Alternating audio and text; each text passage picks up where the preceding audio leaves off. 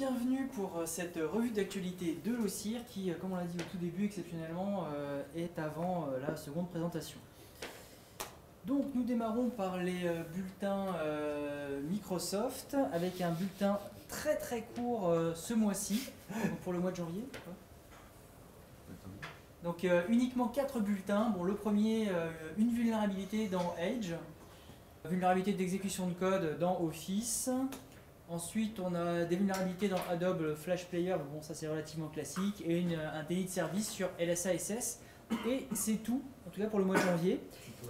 Le 17004, c'est celui sur SMB qui est exploitable à distance, que Laurent Gaffi, c'est le mec qui fait Responder. Oui.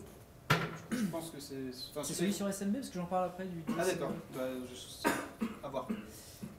Et alors, donc, chaque mois, je vous présentais aussi la mise à jour de Windows Embedded Post-Ready, sauf que le mois de janvier, pas de mise à jour. Donc soit mon système ne marche plus, soit il n'y a pas eu de mise à jour. Et avec la particularité que l'on va voir juste après, c'est que, bon, les advisories, je passe rapidement dessus, il n'y a rien de vraiment révolutionnaire. Si ce n'est que c'est assez rigolo, c'est principalement des vulnérabilités .NET et des recommandations pour les développeurs pour qu'ils corrigent ces vulnérabilités dans leur code. En fait, les vulnérabilités ne sont pas corrigées, mais ils donnent des recommandations aux développeurs pour mettre en place des contournements. Et donc je reviens sur les bulletins. Alors février, c'est le deuxième point, pas de bulletin. Le bulletin est décalé parce qu'apparemment Microsoft a détecté des risques de panne lors de l'application des correctifs, ce qui fait qu'ils n'ont pas réussi à corriger ces problématiques dans les temps et donc ont décidé de décaler les bulletins de février. Et à partir de février, il y a aussi un gros changement, on ne parlera plus de Security Bulletin, mais Security Update Guide. Donc en fait l'interface sur le site web de Microsoft change, il y a pas mal de choses qui changent. Maintenant, avant c'était en test, là c'est vraiment fonctionnel, on pourra accéder à tous les bulletins Microsoft avec une API RESTful. Il y a un moteur de recherche un peu plus évolué que ce qu'il y avait avant. Je ne sais pas si au-delà de ça il y a beaucoup de changements, mais c'est principalement ce qui est le plus visible, avec le décalage du bulletin de février. Autre info sur Microsoft qui est la dernière, c'est que Microsoft a compilé et propose Windows 10 pour CPU ARM et donc pour les smartphones. Alors ce qui est très intéressant avec ça, c'est parce qu'il y a très longtemps, on avait une discussion sur justement l'avenir du poste de travail et le poste de travail du futur. Et parmi les hypothèses, il y avait des trucs, c'était les petites clés USB avec un logiciel de déport d'affichage qu'on connecte sur un écran. On connecte le clavier à ça et on accède à des postes de travail qui sont dans un data center par exemple, enfin du VDI. Une autre des hypothèses, c'était d'arriver avec son smartphone, de connecter son smartphone sur l'écran et le clavier et de ne plus vraiment avoir de workstation, mais vraiment avoir juste un smartphone qui fait tout. Et peut-être que c'est le chemin que essaie de prendre Microsoft avec ce Windows 10 compilé spécialement pour ARM et smartphones. L'avenir nous le dira si l'avenir c'est ça, ou les micro PC qui tiennent dans une clé USB, ou les machines virtuelles en data center, ou dans le cloud comme le fait Amazon avec sa solution, je ne sais plus comment ça s'appelle, desktop machin, où propose des accès à des machines virtuelles, workstation, Windows, on peut y accéder et payer à l'utilisation. Juste un retour sur Windows Phone. Ouais, c'est aussi de revenir sur Windows Phone. Mais bon. Quelques vulnérabilités assez rigolotes. La première, c'est une personne qui a fait une démonstration d'un script qui permet d'avoir un espèce de JavaScript qu'il appelle zombie. C'est-à-dire que tant qu'on ne ferme pas le navigateur, le JavaScript continue à tourner, même si on ouvre un nouvel onglet. En fait, il utilise à partir de JavaScript, il fait appel à un objet ActiveX, et ce qui lui permet d'être persistant sur tous les onglets. La deuxième, donc tu en as parlé juste avant, c'est la vulnérabilité SMB, donc 3 Connect Response, qui permet de faire uniquement un délit de service à distance sur du SMB. Mais bon, SMB c'est un petit peu exposé partout. Donc j'ai lu pas mal d'articles qui disaient à quand un ver exploitant cette vulnérabilité, parce qu'à côté je pense que c'était pas très compliqué. Un nouveau MS14067. Voilà, c'est ça. Ouais. Bon, il n'y a pas d'exécution de code, donc c'est pas vraiment un ver qui permet de se répliquer, mais c'est un ver qui potentiellement fait planter. Microsoft avait l'air de dire que c'était pas exploitable, et des gens que j'ai vus qui avaient regardé un peu en détail avaient l'air de dire que c'était pas exploitable au sens exécution de code, mais après... La dernière est assez rigolote, c'est un délit de service qui fonctionne de NT351, si vous en avez encore, jusqu'à Windows 10. Ça s'appelle de la rétrocompatibilité, ça. C'est à partir des deux API citées ici. Alors, vulnérabilité système, ça c'est plutôt intéressant. La première, une vulnérabilité sur OpenSSH, parce que bon, il n'y en a pas tous les jours non plus. C'est pas non plus une exécution de code à distance, c'est une élévation de privilèges en utilisant l'option pour monter les tunnels SSH, donc l'option "-l", parce qu'en fait la socket qui est créée pour monter le tunnel a des privilèges trop élevés, et à un moment on peut les récupérer. Bash, ça c'est assez rigolo, j'ai pas réussi à l'exploiter. En fait, si vous créez un fichier avec des simples côtes, double côtes, et que vous mettez une commande dedans, lorsque vous essayez donc, de taper une ligne de commande et que vous faites tab pour faire l'autocomplétion, si vous faites tab et que l'autocomplétion correspond au fichier que vous avez créé avec ce nom bizarre, la commande est exécutée. Donc si je fais, je sais plus, c'est apostrophe, double côte, apostrophe, rm-rf, je sais plus quel est le paramètre là maintenant pour désactiver le. Parce qu'en fait, rm-rf ça n'existe plus, enfin ça fonctionne plus, il faut mettre un paramètre supplémentaire pour que ça marche réellement. En fait, vous faites ça. Et la personne, quand elle fait tab pour compléter sa commande, exécute rm-rf. Sinon, Oracle a un beau bulletin de 270 failles. Alors ça paraît énorme, mais c'est parce qu'il y a énormément de produits. Là j'en ai cité quelques-uns, dont ceux qui ont le plus gros nombre de vulnérabilités, qui sont des produits Oracle et MySQL. Oracle Fusion aussi. Et le dernier, c'est une vulnérabilité d'élévation de privilèges dans VirtualBox.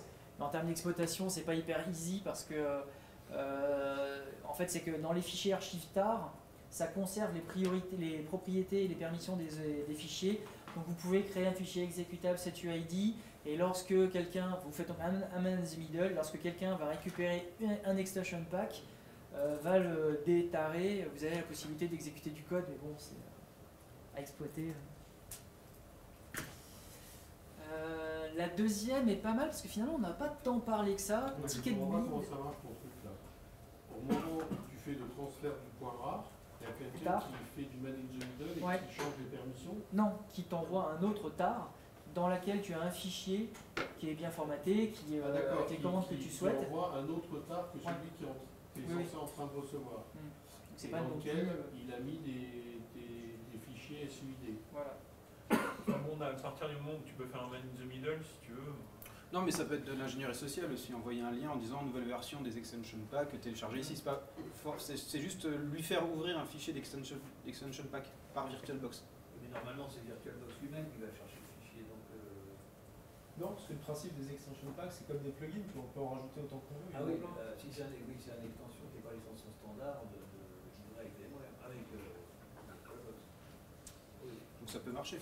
C'est pas le man in the middle est compliqué, mais quelqu'un qui télécharge un fichier malveillant, ça peut avoir. Un drive-by download. Ouais.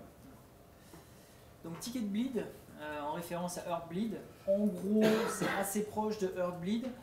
À la différence près que c'est pas la même fonctionnalité et surtout qu'on peut pas récupérer. Je crois qu'Heartbleed c'était 64 kilooctets par requête. Là, on est à 31 octets par requête. Donc pour récupérer la mémoire du processus, donc c'est un petit peu plus long pour récupérer des clés ou des mots de passe, enfin login et mots de passe, mais ça peut se faire quand même. Ce qui est rigolo, c'est que ça n'a pas été prouvé, je pense, de récupérer vraiment des clés privées. Tandis qu'avec Heartbleed, ça avait pris une semaine ou deux, mais des gens avaient montré qu'ils avaient réussi à le faire. Il y a le code d'exploitation, et en fait, ça vise particulièrement la version d'OpenSSL utilisée par F5 dans ses Big IP. Donc F5, le leader des équipements de répartition de charge. Bon, Cisco avec ses firewall next-gen, enfin, c'est une espèce d'ajout assez ASA historique. Et là, on peut, après authentification mais sans privilège, ajouter un compte avec privilège sur l'interface d'administration. La deuxième est beaucoup plus rigolote. Pour tous ceux d'entre vous qui utilisent WebEx dans le navigateur, donc l'extension de Cisco qui permet de faire des conférences téléphoniques avec un navigateur, il existe un moyen d'exécuter du code parce qu'en fait c'est très mal développé et ça utilise une API qui est Native Messaging avec une méthode en particulier qui permet d'exécuter du code. Donc en allant sur n'importe quelle page web, on peut se retrouver avec une exécution de code du fait du plugin. Qui est utilisé par qui a 30 millions ou 35 millions de téléchargements je crois sur le Chrome Store. Moi je me suis toujours méfié de ce truc, donc j'ai toujours utilisé dans une VM. Je pense que c'est parce que je suis paranoïaque. Finalement, l'histoire m'a donné raison. Tu vois, comme il y a un scotch sur ta caméra, WebEx, c'est pas terrible. Et pour le partage d'écran. Et donc WebEx a corrigé, mais n'a pas corrigé la vulnérabilité. Ils ont juste rajouté une whitelist des sites qui avaient le droit de faire appel au plugin. Et parmi les sites, il y a le site de WebEx. C'est-à-dire que si vous disposez d'une XSS sur le site de WebEx, vous pouvez de nouveau exploiter la vulnérabilité. Bon, manque de bol, les XSS sur le site de WebEx, ça existe, il y en a plein. Et donc Tavis Ormandy, qui a découvert la vulnérabilité, a cité une XSS parmi tant d'autres qui permettait d'exploiter à nouveau la vulnérabilité. Et à ma connaissance, ça n'a pas été corrigé. La question qu'on peut se poser, c'est de savoir s'il a découvert la vulnérabilité pendant qu'il faisait une conférence avec un vendeur antivirus. Ah, mais comme le plugin, je ne sais pas s'il existe pour d'autres navigateurs, parce que moi je l'ai utilisé sur Chrome. Il existe pour Internet Explorer. Et donc je pense que c'est comme le plugin est lié à Chrome, faisant partie de Google Project Zero, il a audité le plugin. Une belle porte dérobée dans les équipements réseau Meraki qui a été racheté par Cisco il y a quelques années, je crois. Donc là, je vous ai mis en gros les comptes cachés qui permettent directement à partir de l'URL d'administration du routeur d'exécuter du code. Alors la vulnérabilité date de 2014, je crois, de mémoire, a été corrigée à l'époque. Je ne sais pas pourquoi ça ne sort que maintenant, mais bon, moi j'ai récupéré des images récentes et malheureusement je n'ai pas retrouvé la backdoor, je suis très déçu. Mais comme tout à l'heure, il y a une présentation, je ne sais pas qui l'a fait, sur le cassage de mots de passe. Les deux mots de passe d'en dessous, je n'ai pas réussi à les casser. Donc appel au volontariat. Il n'y a pas de sel, voilà. Il faut juste un petit peu de temps. Le format est bizarre quand même. Tu sais, c'est le format des mots de passe. Ah oui, en plus c'est tout pourri. C'est du SHA MD5 ou SHA-1, je sais plus. C'est même pas du SHA 56 ou... On pourra tester. Trend Micro. Bon, déjà, control manager, quelques vulnérabilités au niveau de l'authentification. Et puis surtout, le deuxième. Ouais, le deuxième, c'est sur une appliance donc, qui est utilisée pour protéger les utilisateurs. Grosso modo, ça vérifie c'est une sorte de sandbox. Voilà, donc possibilité de router l'appliance via une requête web d'un utilisateur authentifié. Donc ça, c'est bien pour les chercheurs en sécu, ceux qui ont un boîtier, qui s'authentifient, qui ensuite veulent voir comment c'est fait, mais c'est pas facile. Et en revanche, c'est beaucoup plus intéressant, c'est l'absence de contrôle d'accès qui permet à tout utilisateur de changer le mot de passe de route. Donc ça, c'est quelque chose qui est quand même assez fréquent dans les applications métiers legacy qu'on audite, mais sur une appliance moderne, ça fait un peu mal. Oui, j'ai pas cité en fait un chercheur chinois, je crois, ou japonais, japonais, a trouvé un peu plus de 200 vulnérabilités sur les solutions Trend Micro. Je crois qu'il travaille pour Trend Micro, je suis pas sûr, dont 194 exploitables à distance. C'est plutôt joli.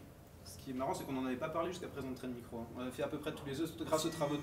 C'est eux qui avaient le truc en JavaScript, là où tu te connectes avec en JavaScript sur une page web, tu faisais appel à je sais plus quel port et tu pouvais exécuter du code sur un poste utilisateur.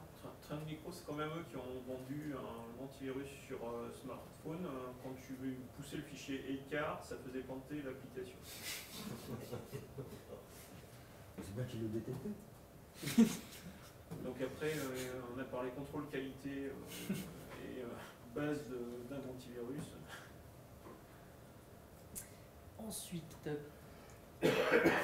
alors le premier, je ne sais pas pourquoi on en parle vraiment que maintenant, mais donc l'été dernier, en début d'été, je crois en juin, j'ai eu une grande discussion avec une personne dont je ne citerai pas le nom qui travaille chez Google et qui utilise un Mac. Et on se posait la question des macros sur macOS. Et je disais, nous, on n'a aucun problème à créer des macros exécution de code sur macOS. Et donc, je lui ai fait quelques démos et donc ça marchait très bien. Avec certaines particularités, parce qu'en fait, c'est pas forcément les mêmes fonctionnalités que ce qu'il y a sous Windows. Il y en a qui ne sont pas supportés, d'autres qui sont très limités. Mais on peut quand même exécuter du code avec une macro sous macOS, il n'y a pas vraiment de difficulté. Après, ce qu'il faut, c'est si on veut faire un truc portable, c'est faire des vérifications avec un petit truc qui détecte dans la macro si on est dans un Windows ou un macOS et exécuter la macro associée. Et en particulier, tout ça, ça a été intégré dans des frameworks comme Empire, qui est la même version tout en Python, et Metasploit. Et donc il y a un article qui parle de ce genre de choses parce que des techniques similaires ont été trouvées dans la nature, pas uniquement faites par des auditeurs, et qui reprenaient en partie ce qui était généré par les frameworks comme Empire ou Empire. Donc malheureusement, les virus sous macOS, apparemment ça existe vraiment. Faut utiliser Office, quoi. Faut pas utiliser Office. Alors après c'est différent le comportement sous macOS Office. avant d'ouvrir le document, on voit une pop-up en disant attention, il y a une macro, voulez-vous l'activer ou pas? Et ensuite, on voit le contenu du document Word. Enfin, je prends Word par exemple. Alors que sur Windows, On peut voir on le a document. d'abord le document affiché avec en haut une petite fenêtre qui dit la macro a été désactivée, voulez-vous l'activer? Ah oui, le deuxième est pas mal aussi. Donc, ce sont des Russes qui ont fait donc, la rétroconception de l'algorithme de générateur de nombres pseudo-aléatoires de machines à sous, particulièrement des bandits manchots.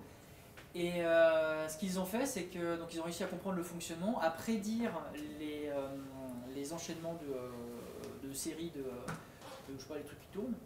Et donc ce qu'ils ont fait, c'est développer une application sur smartphone où en gros des complices vont dans les casinos, filment 12 rotations, 12 jeux. À partir de là, ils sont capables de prédire les résultats suivants et donc de dire à quel moment est-ce qu'il faut, parce qu'en fait ça tourne, à quel moment il faut appuyer sur le bouton pour stopper et gagner. C'est un problème de générateur de nombres aléatoires, ça. Oui. Et donc en fait ce que les gars font, c'est donc ils filment 12 rotations, ils envoient ça à Saint-Pétersbourg. Et après, de la Russie, les gars font vibrer le téléphone au moment où il faut appuyer sur le bouton.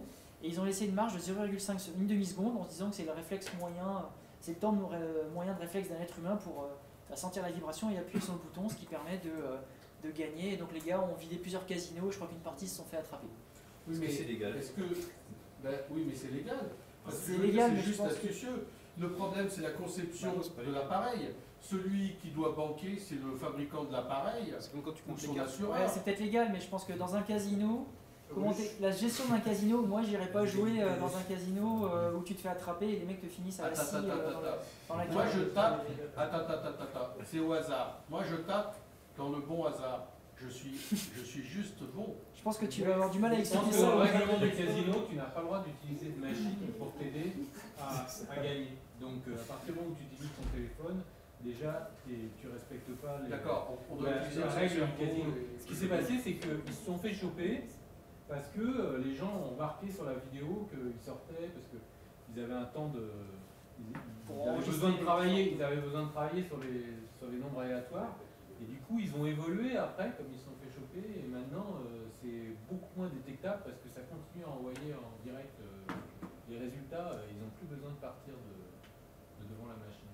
Et les mecs continuent à jouer, et donc tu peux plus les repérer sur un comportement suspect. Tu peux Je les comprends pas repérer pourquoi ça marche toujours et que tu ne peux plus les repérer. parce Avant, que ils n'étaient pas discrets. parce qu'ils Les peuvent- mecs filmaient ils sont- avec leur téléphone ils vraiment vont les suffisamment vite génération. suffisamment vite pour qu'ils le fassent entre guillemets quasiment en temps réel. Ils continuent à jouer et la seule chose que tu peux remarquer, c'est qu'ils ne gagnent pas le montant normal de ce que gagnent les gens pour que la banque du casino commence à perdre. Mais est-ce que la solution, c'est quand même pas d'améliorer le caractère Si, bien sûr. aléatoire? Bien sûr. Moi, je pense que les machines à sous, elles devraient passer à la CSPN. C'est la moindre des choses. Non mais il y avait eu pas mal d'attaques, il y avait une attaque assez rigolote sur les machines à sous il y a quelques années où les mecs avaient carrément trop jeûné chez le constructeur et en fait quand tu jouais, tu appuyais sur une certaine combinaison de touches et tu gagnais. Ça c'était beau.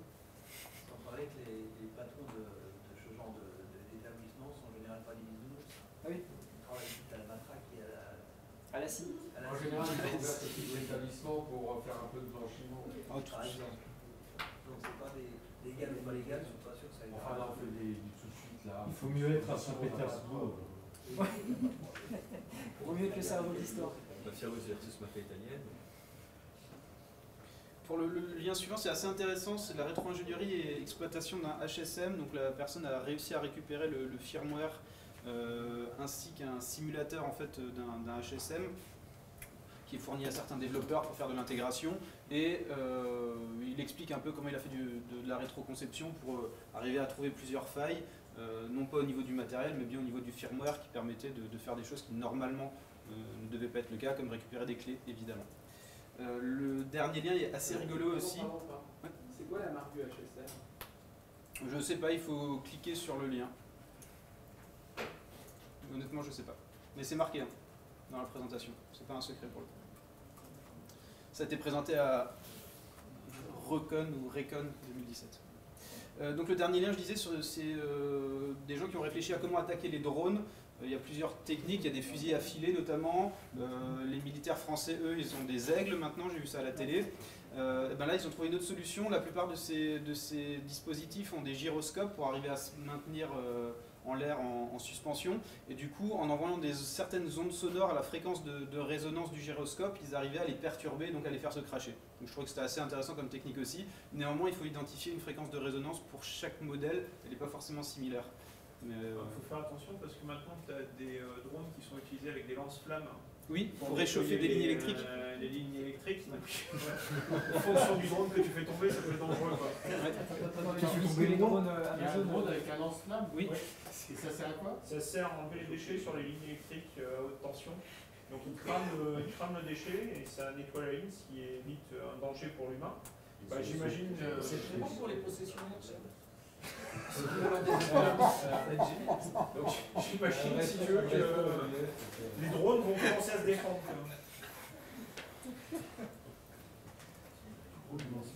Alors, ça aussi, ça a fait beaucoup de bruit ces derniers temps. Les imprimantes, bon, ont une sécurité toute moisie, ça on le savait, mais une personne a surtout développé pas mal d'outils qui permettent d'exploiter un certain nombre de protocoles historiques des imprimantes qui vont de l'exécution de code jusqu'à la destruction pure et simple de l'imprimante. Donc il y a un wiki associé avec la liste de toutes les imprimantes, le code source des outils. Et ce qui est rigolo, c'est qu'à peu près à la même période, un hacker a piraté 150 000 imprimantes avec un script automatisé. Apparemment, les imprimantes étaient accessibles depuis Internet. Et le dernier, c'est... Ça rejoint une de vos présentations, hein, je pense. Ouais, c'est donc ce qui est dans les nouveaux processeurs Intel. Donc c'est un debugger intégré qui est accessible ce coup-ci en USB 3. Ce qui fait peur, c'est ça. C'est que c'est désactivé chez la plupart des constructeurs. C'est-à-dire qu'ils ont identifié des constructeurs sur lesquels on reçoit un PC et il y a un port de débogage JTAG sur USB activé. C'est-à-dire que si vous avez du chiffrement de disque, etc., ou un certain nombre de choses, ça peut être contourné totalement puisque là on a un accès directement au niveau du processeur. C'est embêtant. Plutôt. Ah, Mirai. Donc le fameux verre qui faisait du DDoS. À partir de caméras, enfin à partir d'enregistreurs de caméras et d'objets connectés, donc qui a fait les plus gros DDoS jamais vus donc en fin d'année dernière. OVH avait pris 1 Tera, Brian Krebs, son site s'était fait dédosser le premier d'ailleurs. Donc Brian a enquêté, et non, ce ne sont pas les Russes, ce ne sont pas les Iraniens, ce ne sont pas les Chinois, c'est juste 3 gamins américains de 18-20 ans qui au début faisaient du business dans l'hébergement de serveurs Minecraft, qui ensuite se sont dit tiens, c'est plus intéressant de faire de la protection anti-DDoS de serveurs Minecraft. Et puis en fait non, c'est même beaucoup plus intéressant de faire du DDoS de serveurs Minecraft. Et donc il y a tous les, je vous recommande vraiment la lecture de l'article, c'est super intéressant. C'est très long. C'est l'un de le plus long qu'il ait fait, mais il se lit tout seul. Et celui qui a publié le code, c'était l'un des 3? C'est l'un des 3 qui a publié le code. Mais ce qui est quand même impressionnant, c'est que le code est plutôt bien fait. Pour des gamins de 18 ans, c'est plutôt pas mal. Mais on le voit que les gamins avaient l'ego surdimensionné parce que c'était vraiment des petites guéguerres de pouvoir. Certains essayaient de faire tomber les botnets des autres. Enfin, mais c'est assez rigolo à lire. Surtout, ce qui est vraiment impressionnant, c'est la méthodologie qu'il a utilisée pour retracer la personne avec très peu d'informations au début. Et que des informations publiques, c'est-à-dire qu'il est parti du pseudo, du code source. À partir de ça, il a pu retracer tous les pseudos d'un des auteurs principaux, tous les sites sur lesquels il publiait. Et en fait, donc Mirai, ça vient d'un manga. Et le pseudo qu'il utilisait, pareil, vient d'un manga, je crois, dont il était fan. Et dans un article, dans un post, il dit je suis fan de tel manga. Enfin, voilà. Donc je sais pas si la police a fait une meilleure enquête, mais bon, en tout cas ils avaient des comptes LinkedIn, tous les comptes LinkedIn ont été fermés. Il y a les copies de sauvegarde. Ils vont sans doute finir en prison quand même. Il n'a pas fait un groupe Mirai, Voilà. Le deuxième lien, c'est moi qui l'ai mis, c'est un papier sur comment trouver des possibilités de déni de service dans des applications en analysant le code source et notamment en analysant les expressions régulières qui sont utilisées, parce que souvent sur les expressions régulières, si elles sont mal faites, on peut avoir des puissances de calcul exponentielles qui sont nécessaires, et du coup c'est des gens qui ont fait ça par analyse de code statique, c'est intéressant. Donc tu as fait une expression régulière pour détecter des expressions régulières. C'est ça. C'est un méta des deux. Le premier est rigolo quand même. Oui. Le fait qu'ils aient perdu les vidéos de l'investiture de Trump, Alors c'était quand même celle où il y avait le plus de monde depuis tous les présidents américains, c'est dommage. Surtout qu'il y a eu une demande de rançon associée à ça. Parce que la presse lui en veut. C'est ça, c'est la presse qui lui en veut. Mais c'est parce qu'il y a personne à son investiture. Je veux pas qu'il y ait de preuves. Ouais. Celebrite, ça c'est intéressant, c'est un pirate à récupérer donc 900 gigas de données sur un ou plusieurs serveurs web de Celebrite, ça j'ai pas réussi à comprendre, il y en avait plusieurs. Et donc parmi ça, donc, il y a les outils de Celebrite, la personne les a déchiffrés et désobfusqués, et à partir de là, il a récupéré la liste de tous les exploits utilisés par Celebrite. Pour rappel, Celebrite c'est une entreprise qui est spécialisée dans la capture d'informations de téléphone mobile principalement, donc c'est vous arrivez avec un téléphone mobile et ils sont capables, même s'il est bloqué, de récupérer les informations qu'il y a dedans. Leur nom est utilisé par tous les services d'enquête et ouais.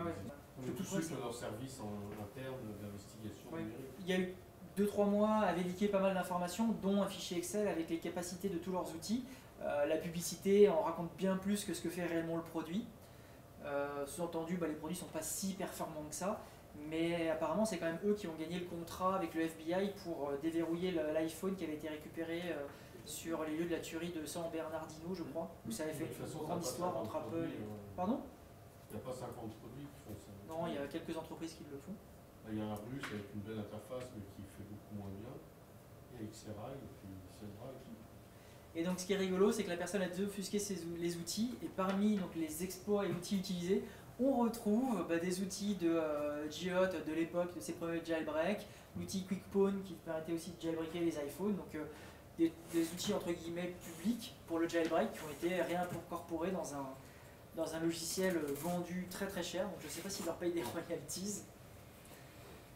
Le dernier c'est juste Hitachi Payment Services en Inde qui s'est fait voler 3,2 millions de numéros de carte bleue.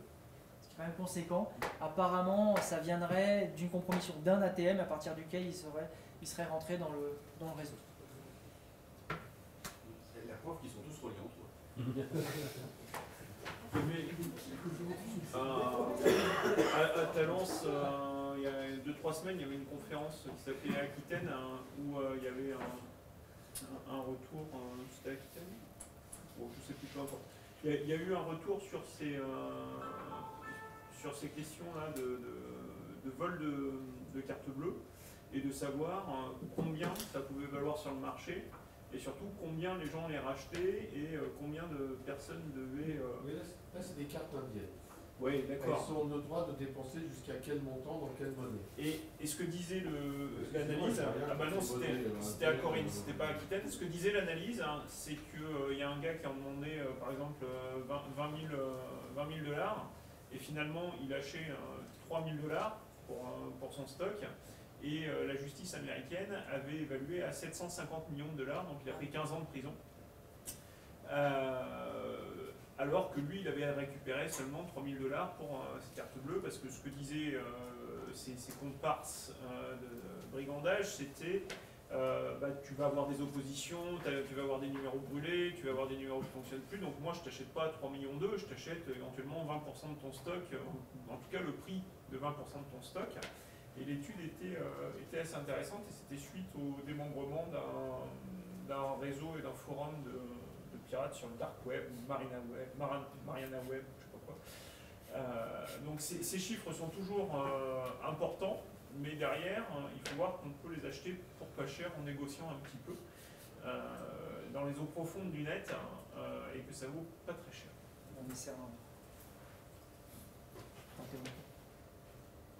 Alors, au niveau des sites piratés, il y a aussi un truc qui est assez incroyable. J'ai vu ça dans la presse italienne et étonnamment, j'en ai pas entendu beaucoup parler. C'est donc un gars et sa sœur, donc Giulio Occhionero et sa sœur, ont piraté un très grand nombre de politiciens italiens, ainsi qu'il y avait un cardinal, j'allais dire un archevêque, un cardinal, ex-ministre, etc. Essentiellement, c'était pas des Russes. Essentiellement par du phishing, ou avec le classique document Word et autres, ils avaient pris le contrôle de leur poste, parfois de leur smartphone, et ils les espionnaient. Je crois qu'ils étaient basés en Angleterre, et ils les espionnaient. Et ce que je trouve hallucinant, c'est que c'est donc lui qui a écrit le code de ces Trojans. Je pense qu'il a récupéré plein de codes déjà présents sur le net, mais juste à deux avec sa sœur, mais ils ont compromis. Donc là, j'ai mis 4 personnes, mais il y a, je sais pas, une trentaine, une quarantaine de personnes sur l'article, vous verrez la liste, c'est assez impressionnant, des célébrités, des gens de la télé. Ils sont fait arrêter. Ils sont fait arrêter, oui. Ah oui. C'est suite à leur arrestation que tout ça a été révélé. Si vous avez plus d'informations sur le sujet, ça m'intéresse, parce que j'en ai trouvé très peu. Je regarderai ça. Je crois qu'il était à la tête d'une société de services en informatique. Il faut se méfier de ceux qui dirigent des sociétés de services. Oh, oui, c'est probablement. Et le deuxième, c'est donc une compromission de 2-3 sites WordPress suite à la publication d'une vulnérabilité. Et j'ai trouvé un classement de ceux qui avaient défacé le plus de sites avec cette vulnérabilité. Donc le premier doit être à peu près à 400 000 sites défacés. Pardon ? Pages. 400 000 pages. Oui, non, je pense page site, c'est à peu près. Enfin, un site WordPress. Oui, parce que sinon tu mets 1000 pages sur le même site et tu triches. Non, c'est nombre de sites. Et donc voilà, on arrive à un total à peu près de 1,5 million de sites piratés, ce qui est plutôt honnête. Et on pouvait modifier du coup on pouvait modifier chaque article par la vulnérabilité. En fait, c'est assez basique. C'est dans l'API REST. Il suffisait de mettre un ID d'article qui contenait un ID valide et ensuite des lettres minuscules par exemple. Ce qui faisait que quand ça faisait une comparaison pour vérifier si on était authentifié, ça bypassait le contrôle. Et ensuite, il faisait un cast et du coup, en PHP, ça retournait juste l'ID du blog. Enfin du post de blog, et du coup on pouvait l'éditer. Donc c'est vraiment, c'est pas quelque chose de très haut niveau, mais personne ne l'avait vu jusqu'à présent. C'est que dans la version 4.7. C'est 4.7 et 4.7.1 il me semble, non? Ouais, mais de toutes les anciennes versions de WordPress, Ah d'accord, ok. si on mettait pas à jour, on n'était pas vu ça. Encore une fois. Enfin, t'étais pas vulnérable à celle-là. Oui. Autre chose intéressante, donc Shadow Broker, qui est le nom que se donne le groupe de personnes qui ont récupéré des outils de la NSA datant à peu près de 2013 sur des serveurs utilisés par la NSA pour leur compromission. Donc ils ont essayé de vendre leurs outils. Alors, au début c'était un prix délirant et maintenant ils vendent les outils à la découpe. Donc vous avez entre 10 et 650 bitcoins. Bon, 10 bitcoins ça fait quand même 10 000 euros. C'est pas énorme. Ouais. Vous avez des 0-day, alors je ne sais pas si elles sont encore 0-day, pas mal d'outils pour faire de la compromission Windows. D'ailleurs, c'est quasiment que des outils pour Windows. Et donc, si vous voulez acheter des 0-day, vous pouvez. Ça, c'était très très bon. Les serveurs d'hôtel, ouais, donc c'est un hôtel de luxe en Autriche qui s'est retrouvé avec toutes les portes de ses chambres bloquées par des pirates qui demandaient une rançon contre l'ouverture des portes. Et ce que disait le gérant de l'hôtel, c'est qu'il n'y avait aucune solution. Personne vers qui se tournait, donc il a payé la rançon pour que ces portes soient déverrouillées. Mais tu ne peux pas défoncer les portes? Si. Bah t'as vu le prix que ça coûte? Comparé au prix, 1500 € de rançon pour défoncer les portes, je préfère payer 1500 €. Non mais le système ne marchait plus, je suis pas persuadé que les portes étaient vraiment bloquées. Parce qu'en fait, il y a eu une mauvaise communication. Au début, sur Twitter, les gens disaient les résidents étaient bloqués, enfermés dans leur chambre. Ce qui n'était pas vrai du tout en fait. C'est le système d'information, quand Ouais. tu lis en détail, effectivement, c'est le système d'information, les postes qui étaient bloqués. Enfin, de mémoire, ce que disait l'article, c'est que du coup, le gérant pensait à revenir à des vrais serveurs. Oui.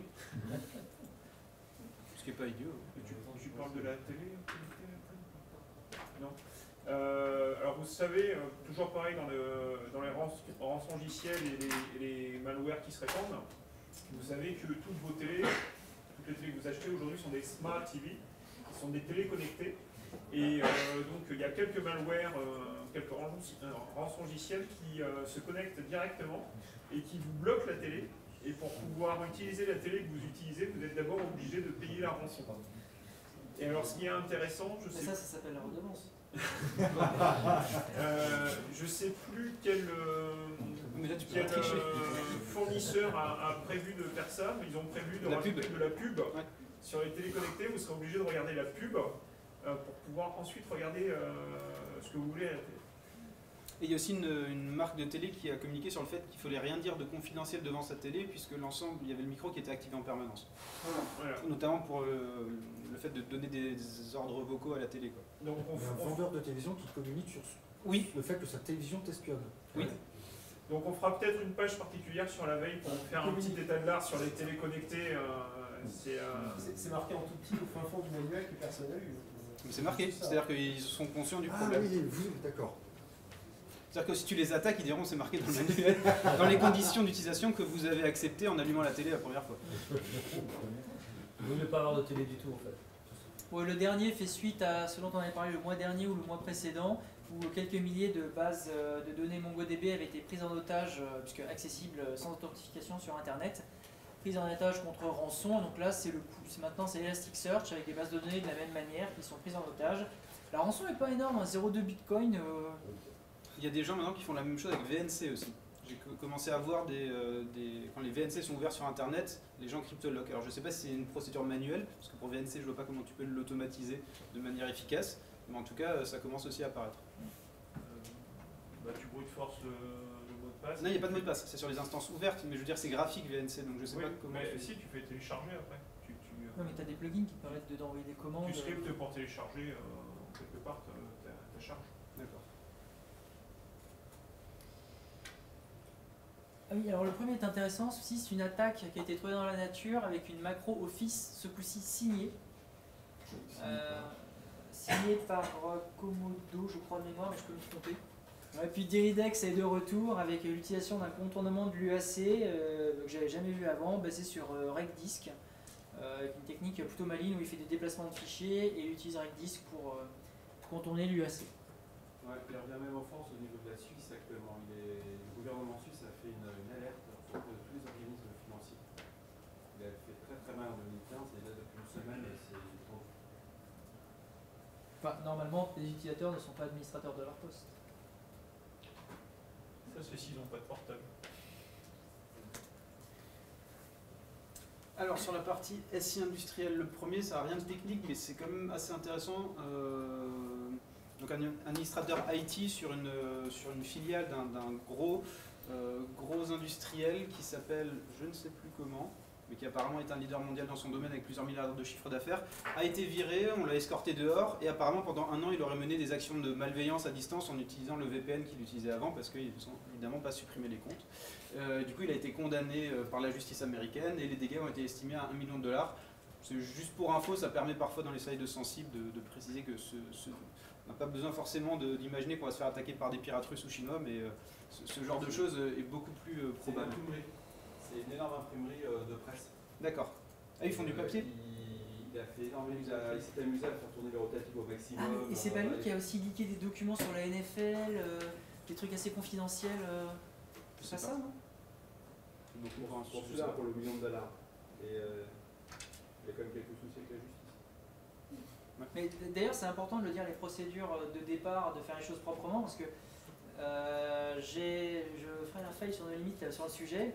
Il y a un an, j'ai fait un audit pour un client, un audit d'infra, où bon, à la fin, classique, on termine administrateur du domaine, et en fait, il n'y a pas de compte avec un nom, c'est un matricule.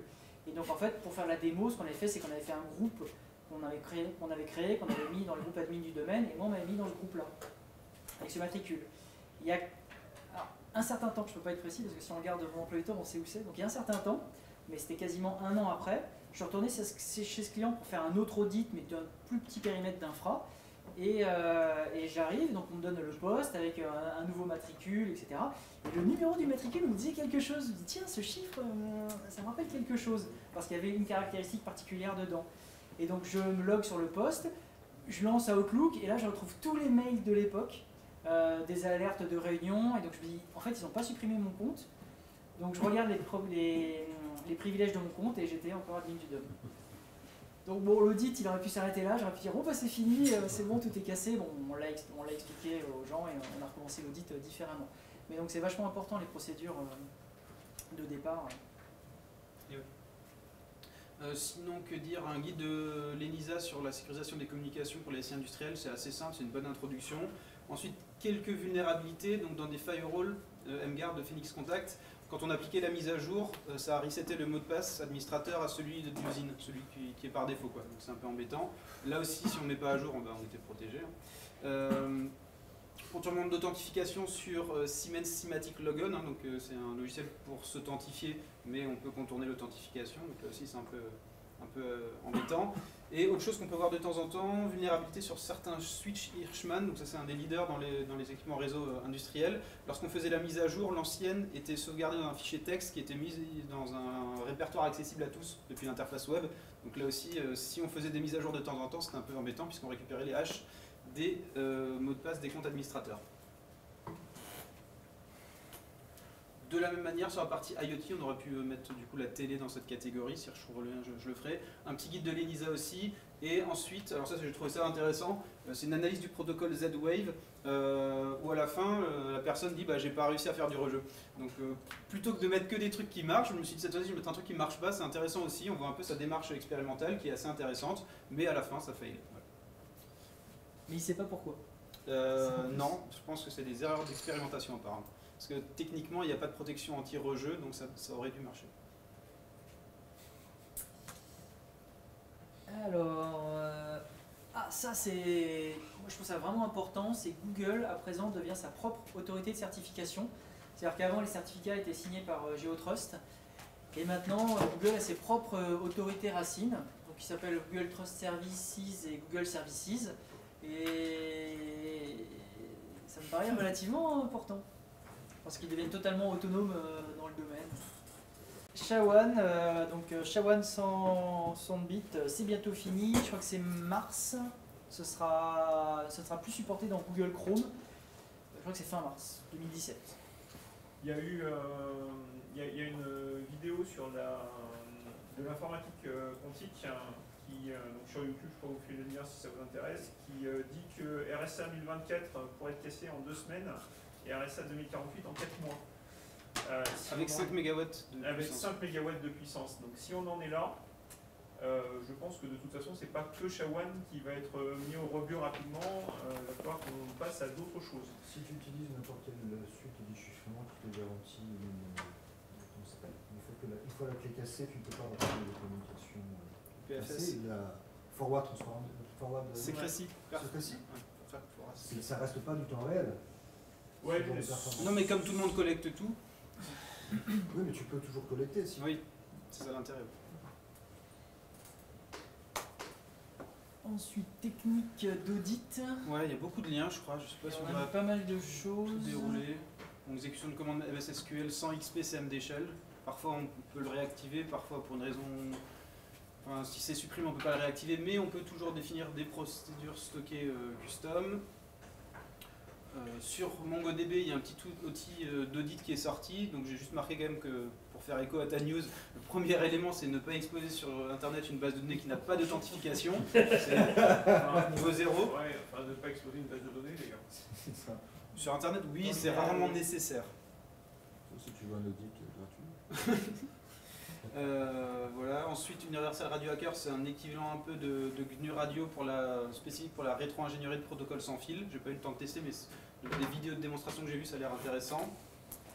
Je crois que c'est toi qui l'as dit. Oui, non, après c'est mise à jour de l'outil pour chasser un administrateur de domaine dans un SI, et donc récupérer ses Tu privilèges. vas montrer à ton client Comment Tu vas montrer à ton client Et le dernier c'est Stitch, d'ailleurs je me suis trompé. Ouais. C'est un outil d'administration distant en Python qui marche sur Windows, Linux et macOS. Il y a un...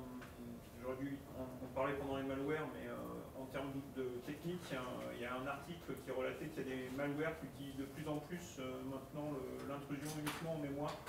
Donc une technique qui avait été présentée par Samuel Draley en 2004-2006 à STIC. Alors c'est pas nouveau, hein, mais maintenant quand vous faites vos autopsies sur les disques durs, vous ne trouvez plus rien parce que tout est dans la RAM. Oui, enfin normalement tu fais un dump RAM. Ouais, enfin normalement c'est- t'éteins pas ta machine. Mais on en reparlera tout à l'heure, hein, parce que ce mois-ci, dans les trolls, on a Martine qui fait de l'inforensique. Là.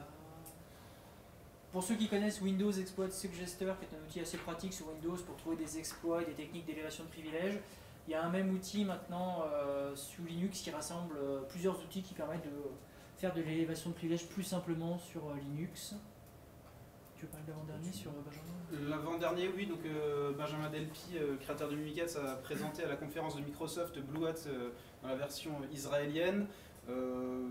Alors je ne sais pas s'il y a vraiment des nouveautés ou si c'est des choses qu'il n'avait pas présentées publiquement avant. Donc il parle beaucoup de Kerberos, donc notamment des fonctionnalités qu'il a intégrées dans son outil Kekeo, qui est maintenant séparé de Mimikatz, et notamment des possibilités liées à l'utilisation de cartes à puce. Donc ça c'est assez rigolo. Il a trouvé comment en fait générer des certificats qu'on peut mettre directement sur une carte à puce via RDP, ce qui fait que ça, en fait, ça ne laisse pas de log sur le serveur de PKI et ça n'est jamais écrit sur le disque. Donc en fait, en termes de traçabilité, c'est pas mal. Et comme on génère soi-même le certificat, on n'est pas obligé de lui mettre une date d'expiration. Kikeo, c'est l'outil réseau, ça, c'est le pendant réseau de... Non, pour moi, c'est plus Kerberos. Kikeo, c'est pour Kerberos. Enfin, Mimikatz a aussi des fonctions data. Parce que ce que disait Gentil Kiwi, c'est qu'il avait créé un nouvel outil à côté de Mimikatz, mais qui s'intéressait à toute la partie réseau, transfert, etc. D'accord. Et qu'il n'avait pas intégré dedans. Je pense que c'est lui, mais un peu fourre-tout pour tout ce qui rentre pas dans Mimikatz. Ouais. Bon, le dernier est intéressant aussi parce que il y a eu pas mal d'échanges sur Twitter. On en avait parlé la dernière fois entre James Forshaw et les auteurs du framework d'exploitation Empire. Où en gros, ils ont trouvé pas mal de je sais pas, comme DCOM, c'est quoi, c'est une API, non? C'est des API DCOM dans Windows qui permettent d'exécuter du code à distance sur un serveur et donc de faire des mouvements latéraux à distance en utilisant certaines API qui sont plus ou moins documentées. Et sans utiliser les fonctions classiques via WMI ou SMB qui, elles, sont plutôt surveillées maintenant. Oui. Ah oui, le domaine fronting. Alors ça, j'en ai beaucoup entendu parler sur la fin du mois de janvier ou début février, je sais plus. C'est une technique qui permet à un attaquant qui a compromis un poste de travail. Donc en général, ce qu'on essaie de faire une fois qu'on a établi la persistance sur un poste de travail ou sur un serveur, c'est d'établir une liaison avec un contrôle-commande pour pouvoir envoyer des ordres et récupérer des informations. Donc ça, en général, c'est pas forcément très discret parce qu'on va souvent passer par une requête web. Pourquoi? Parce que la plupart des postes de travail sont connectés à Internet, même si c'est via un proxy ou les serveurs, c'est pareil. Donc on va essayer de faire ça via une requête web. Donc les gens qui analysent toutes les requêtes web peuvent se dire, tiens, c'est bizarre, il y a un trafic vers un site que je connais pas, je vais aller investiguer. Or, quand on utilise TLS, ce qu'on peut faire, c'est envoyer une requête vers un site de type google.com. Donc comme si on allait faire une recherche. Vu que c'est du TLS, on ne va pas pouvoir voir dans les logs autre chose que le nom de domaine qui est demandé. Et simplement, on précise dans la requête HTTP un host qui est différent. Alors ça marche pourquoi? Ça marche parce que Google utilise les mêmes serveurs frontaux pour tous ses services. Donc on peut installer son contrôle-commande sur AppSpot ou Google App Engine, qui sont deux services proposés par Google, et envoyer toutes les requêtes sur google.com. Et ensuite, les serveurs frontaux font la terminaison SSL et vont renvoyer les requêtes au bon endroit. Je ne sais pas si c'est clair, ce que j'ai expliqué. Donc, du coup, dans les logs, on a l'impression que l'utilisateur il va sur google.com, google.fr, alors qu'en fait, il va sur un autre service hébergé par Google. Et ça, c'est valable pour de nombreux services. Je pense que dans un de ces liens, vous avez une liste des ce qu'ils appellent les high trust domains. Donc, c'est des domaines qui sont très connus et qui peuvent être utilisés pour faire ça. Il y en a également chez AWS, chez Amazon, où finalement, si on tape le serveur frontal, on va pouvoir aller sur certaines de ces VM. Vas-y, continue. Ok. Elle est débranchée. Ouais, mais il y a la batterie. Donc on pourrait imaginer faire la même chose sur de l'HTTP, mais ça ne marche pas parce qu'un proxy normalement va réécrire le champ host. Donc là ça ne marche que sur du TLS parce qu'évidemment le proxy ne peut pas accéder au contenu, sauf si vous faites du déchiffrement SSL sur les échanges. Et justement c'est une des seules techniques qui peut permettre de détecter ce genre de choses. Alors celui-là je ne vais pas en parler. Le dernier me paraissait assez intéressant, c'est qui s'appelle Kraken, c'est un outil d'identification d'interface web. Nous on a un outil à peu près similaire mais moins perfectionné, c'est-à-dire qu'on arrive sur un SI et on veut voir ce qu'il y a sur les interfaces web. Pourquoi? Parce qu'en général les interfaces web c'est quelque chose qui est mal maîtrisé en interne dans les entreprises. On a des interfaces d'admin, de switch, de routeur, de NAS et du coup là ça permet de lui donner un range, ça va les scanner et ça va faire un petit screenshot et relever un certain nombre d'informations techniques type les headers pour faire des recherches rapidement et même lancer des tentative de connexion avec des mots de passe par défaut, puisqu'il peut identifier, tiens, c'est une page d'imprimante HP, je sais que le mot de passe par défaut c'est Toto, donc je vais essayer de faire ça. Donc ça me paraissait assez intéressant.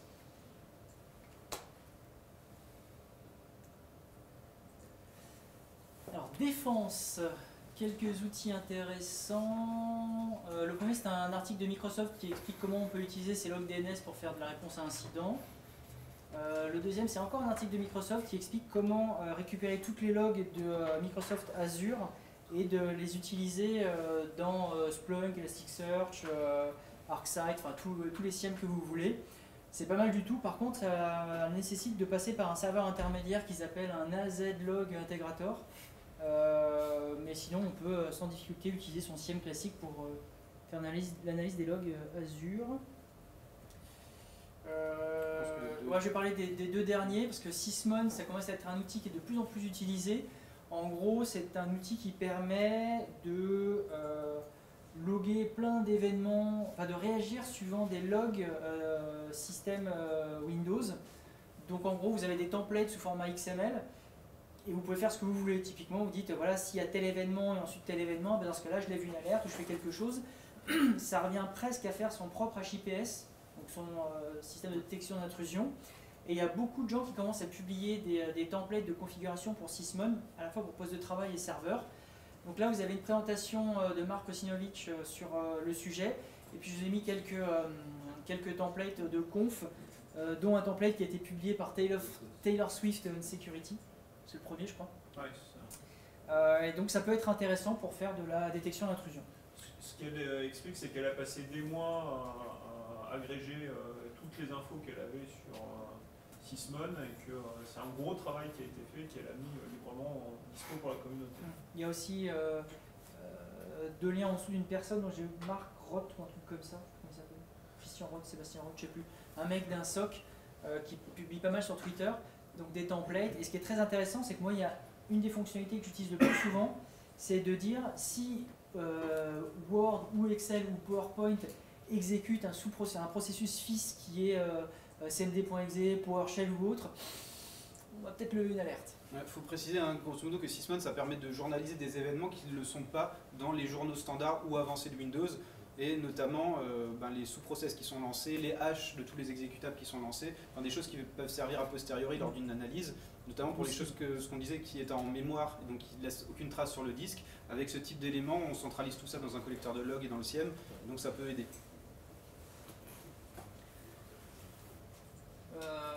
Autre partie défense. Bon, le deuxième est assez marrant, mais je suis pas sûr que ce soit vraiment fonctionnel. C'est détecter Mimikatz sans mémoire. En gros, ce que la personne dit, c'est que Mimikatz aura une empreinte un peu particulière vis-à-vis des librairies qu'il utilise, qu'il charge en mémoire, et donc à partir de ça, on peut considérer que ça fait une signature et donc on détecte. Ouais, ça sent un peu mauvais, ça sent les faux positifs. À la fin de l'article, effectivement, il parle du nombre de faux positifs et c'est un peu élevé. Et le dernier, qui est un outil en Python publié par l'ANSI, qui permet de faire de l'analyse du secteur de boot d'une copie de disque, donc un DD, et de détecter potentiellement un boot kit. Alors, toujours en défense, toujours sur l'ANSI. L'ANSI a mis à jour son guide d'hygiène des bonnes pratiques informatiques. Il y a 42 mesures, le précédent c'était 40 mesures. Ça se voit comme du petit lait, c'est-à-dire que je suis à peu près sûr que personne dans la salle n'est à jour. Ça introduit entre autres des choses comme le contrôle d'accès réseau, en disant donc il y a des mesures standards et des mesures avancées. Et je recommande à toute entreprise qui veut se protéger un petit peu de regarder les mesures. C'est format A5, c'est vraiment très très rapide à lire. À mettre en place, ça prend un peu plus de temps. Mais on a vraiment franchi un niveau par rapport à la publication précédente, et si toutes les entreprises françaises étaient au niveau demandé ou proposé par le guide, on serait beaucoup moins exposé. Et je recommande pour vos clients si vous avez clients. On va peut-être essayer de passer vite sur cette partie-là. Bon, maintenant, selon la loi, votre mot de passe doit faire 12 caractères minimum. La loi française. En fait, c'est un... Non, mais c'est pas la loi, mais ça va faire office de loi. C'est un guide. Oui, mais c'est une recommandation. Hein. C'est publié sur Légifrance, c'est recommandé par la CNIL. Oui, mais c'est paru dans Légifrance. Ça va faire office de loi. Hein. Mais c'est dans le cas où tu n'as pas d'autre solution pour protéger ton mot de passe, etc. C'est-à-dire que tu n'as pas de nombre d'essais, etc. C'est pour des... Autre sujet, le fichier TES, dont on a beaucoup parlé, qui est le croisement, le rassemblement de la partie pièce d'identité et passeport, et donc toutes les données biométriques dans un seul fichier. Le système d'information, l'hébergeur et l'application ont été audités par l'ANSI. Je vous recommande d'ailleurs la vidéo donc, de l'interview de Poupard devant des parlementaires, je crois. Il y a le rapport d'audit aussi qui est disponible. Il y a une partie publique. Rapidement, maintenant, les douanes américaines, après vos réseaux sociaux, peuvent vous demander à jeter un œil dans vos téléphones. En gros, ils vous demandent de déverrouiller votre smartphone pour potentiellement regarder vos photos, vos contacts, ouais, vos derniers échanges par messagerie, Facebook, WhatsApp, etc. pour voir si vous n'êtes pas un Non, mais ce qui est terroriste. intéressant, c'est que tant que tu n'as pas passé la frontière, tu es pas, ils ne sont pas soumis à la loi américaine.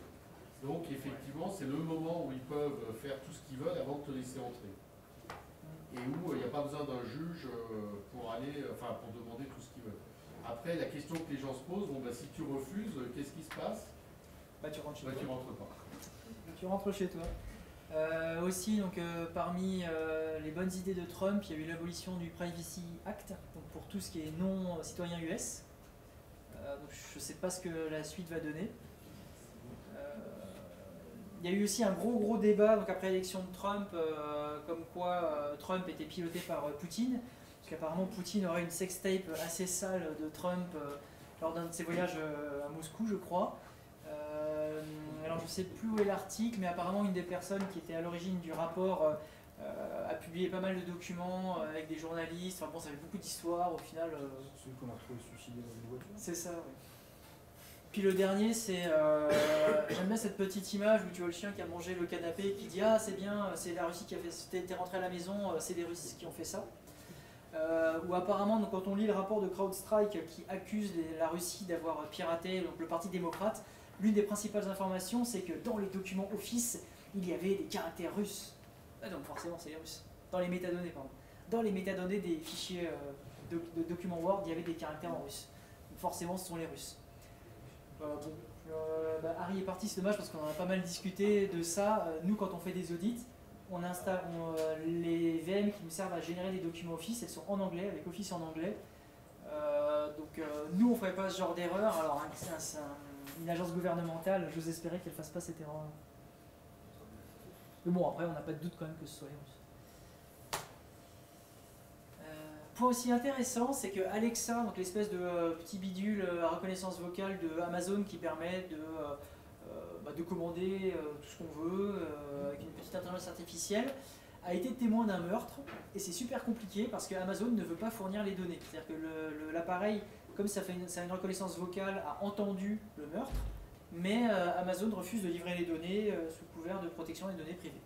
Je ne sais pas comment ça va se terminer. Et Oui, mais tu ne peux Rackspace. pas protéger les données privées de quelqu'un qui est décédé. Dès l'instant qu'il est décédé, il y a plus, ça ne marche pas. Alors, Je crois que c'est celui qui est soupçonné. C'est pas, C'est celui qui est pardon. soupçonné, c'est pas il me la semble, victime. enfin, je suis pas trop sûr de mémoire, il me semble que c'est sa petite on n'est copine pas dans la situation qui quelqu'un est décédé et c'est lui qui est soupçonné et le boîtier lui appartient. Tu vois, il est en vie.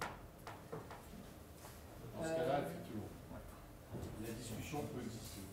Le troisième dont parlait JP juste avant, c'est Rackspace qui est poursuivi alors, pour non-application d'un correctif, mais pas tout à fait. En gros, un hébergeur qui utilise les solutions de Rackspace a eu pas mal de pannes. En fait, il devait remplacer, je crois que c'était un load balancer F5, mais je ne suis pas sûr, devait être remplacé pour un certain nombre de pannes et il devait y avoir des mises à jour. En fait, ça n'a pas été fait dans les temps.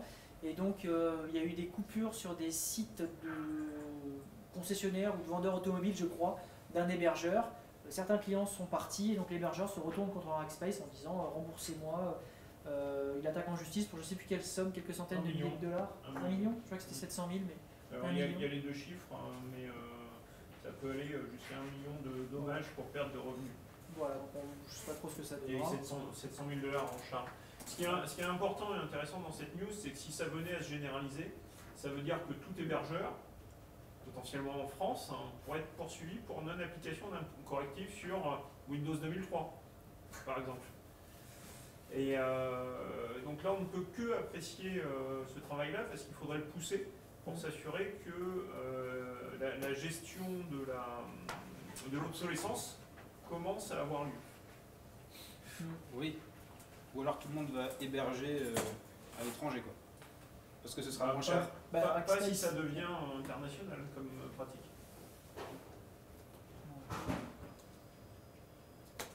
Conférence passée, Corinne et FIC. À venir, donc la JSSI, on en reparlera juste à la fin.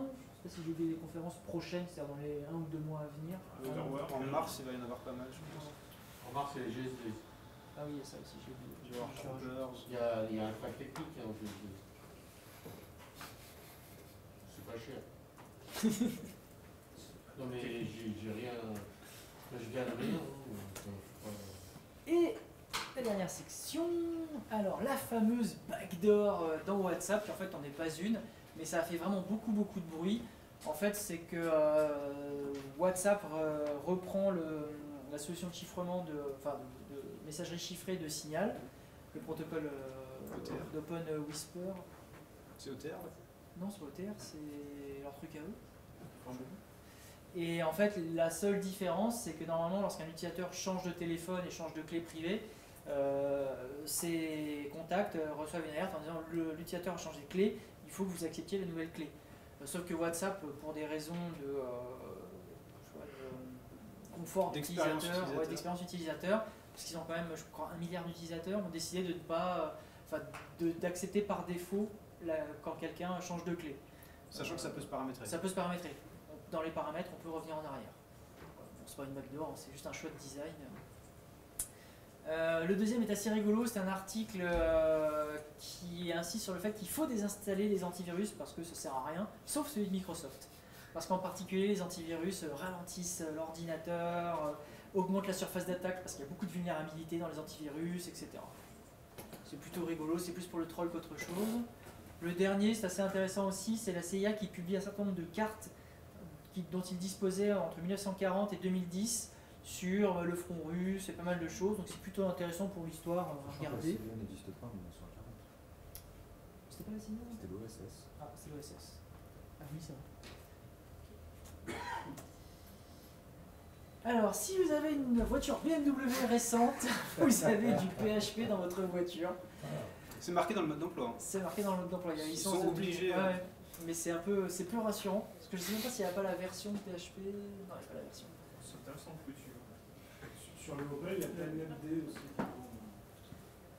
aussi. Sur le Opel, il y a Telnet D qui. Ouais.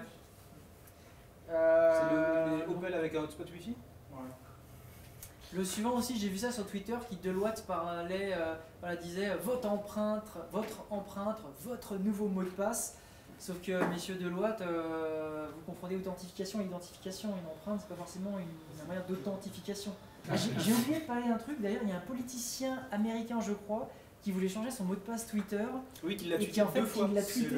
C'est le porte-parole de la communication du président Ah oui, je voulais mettre. oui. Bon, le mec Il a tweeté son mot de Il a passe. tweeté son mot de passe 2 fois de suite. Mais comment on peut faire Bah, ça peut arriver. Ça t'est jamais arrivé de liker ton mot de passe dans un chat Oui, il a fait 2 fois d'affilée. Bah, tu chattes pas. Ouais. Non, mais sur Twitter, c'est pas possible. C'est surtout ça. Non, mais c'est pas au même endroit. Il s'agit de quelqu'un qui dit dans sa boîte, il y avait une politique. C'était tous les mots de passe devaient forcément commencer par slash, comme ça quand tu niquais sur IRC, c'était interprété comme commande serveur et ça passait pas sur le channel. Donc il n'y avait que l'admin qui l'a vu.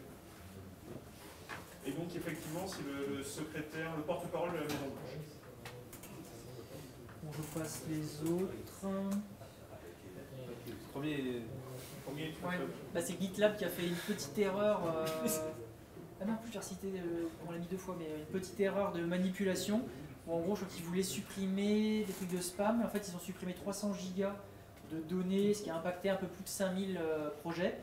Et le problème, c'est que manque de bol, c'est le coup de la double panne. C'est en même temps, il y a eu des problèmes de sauvegarde, donc ils n'ont pas réussi à restaurer tous les projets.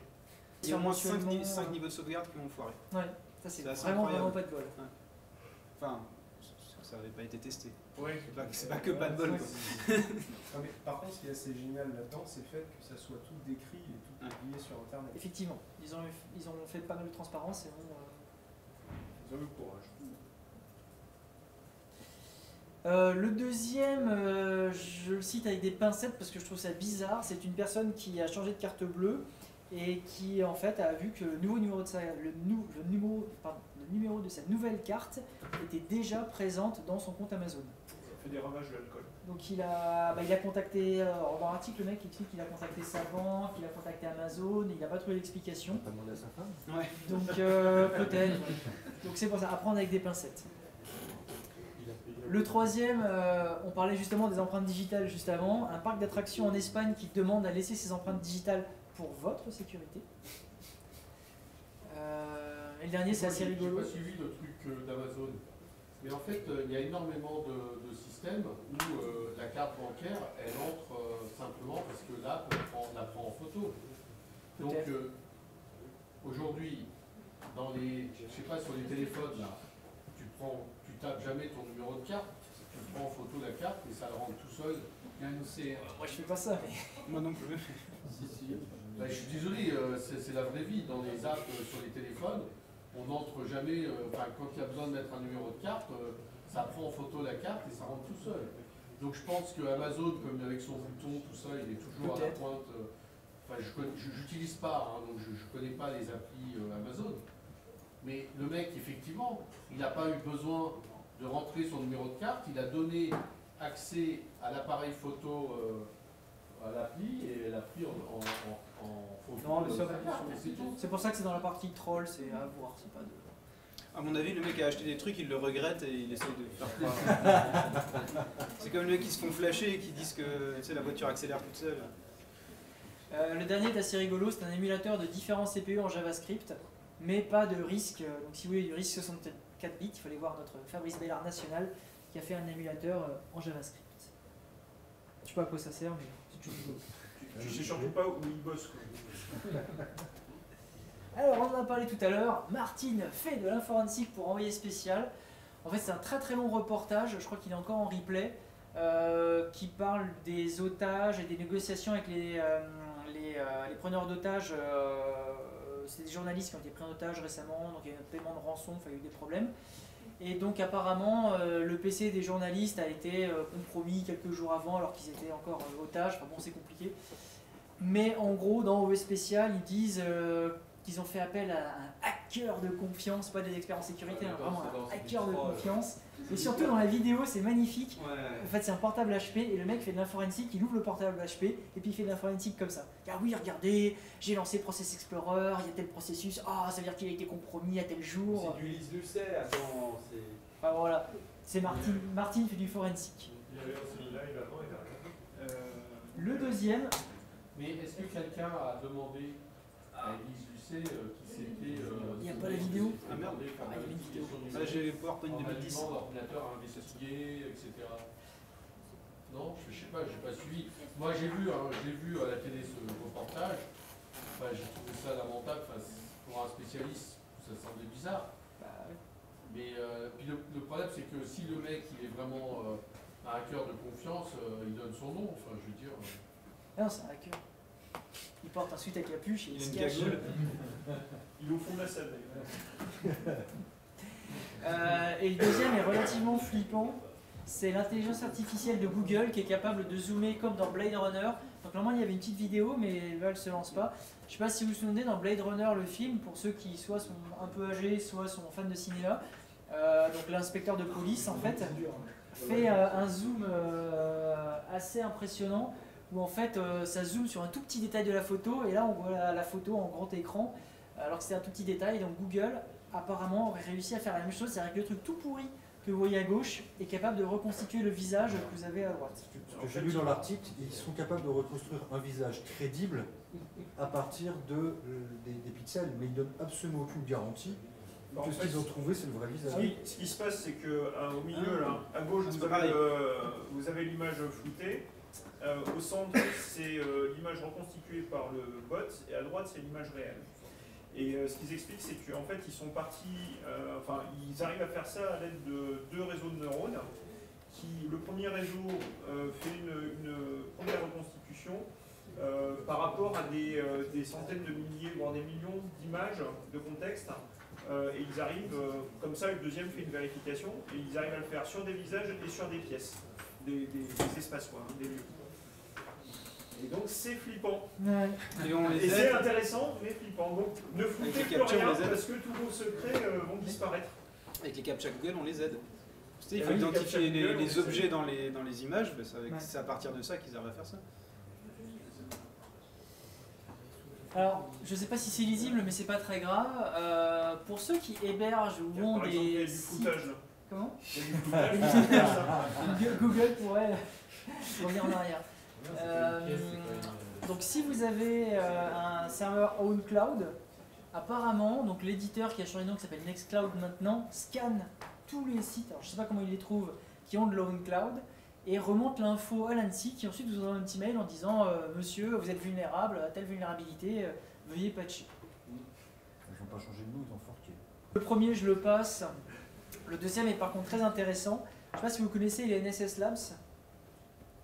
Bon, vous connaissez le Gartner. Oui. Les NSS Labs, c'est à peu près pareil, mais technique. C'est-à-dire que le Gartner, il faut payer pour être dans le classement, et ça fait un classement des plus grands éditeurs ou constructeurs dans tous les domaines, hein, pas que dans l'informatique. Et NSS Lab, ça fait à peu près pareil, il faut payer aussi, hein, bien sûr. Et sauf qu'ils font des vrais tests techniques, et puis ça crée comme un Magic Quadrant du Gartner, sauf que c'est un Magic je sais pas quoi du NSS Lab, et ça permet de s'aiguiller quand on essaie de faire un appel d'offres sur une techno par exemple.